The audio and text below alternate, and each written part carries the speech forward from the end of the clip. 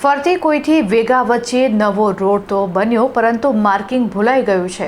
ત્યારે પટ્ટાના અભાવે રાત્રિના સમયે અકસ્માતનો ભય સતાવી રહ્યો છે. ડભોઈ તાલુકાના ફરતી કોઈથી વેગા સુધીનો બાકીનો રહેલો હાઈવે રોડ આખરે નવો બનાવી દેવામાં આવ્યો છે, પરંતુ માર્ગ મકાન વિભાગની અધૂરી કામગીરી સામે આવી છે. આશરે 2 કિલોમીટર સુધીનો નવો રસ્તો તૈયાર થઈ ગયા બાદ પણ તેના પર સફેદ કે પીળા પટ્ટા મારવાનું ભૂલાઈ જતા વાહન ચાલકો ભારે પરેશાની ભોગવી રહ્યા છે. રાત્રિના સમયે રોડ પર માર્કિંગ ન હોવાને કારણે વાહન ચાલકોને રસ્તાની કિનારે કે ડિવાઈડરનો અંદાજ મેળવવામાં ભારે મુશ્કેલી પડી રહી છે, જેને પગલે ગંભીર અકસ્માત સર્જાવાનો ભય સતત સતાવી રહ્યો છે.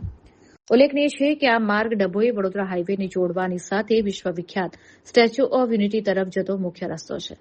આ માર્ગ પરથી દરરોજ હજારો નાના મોટા વાહનો તેમજ પ્રવાસીઓની સતત અવરજવર રહે છે. રોડ બની ગયા પછી પણ આટલી મહત્વની બાબત છૂટી જતા સ્થાનિકો અને વાહન ચાલકોમાં ભારે રોષ જોવા મળી રહ્યો છે.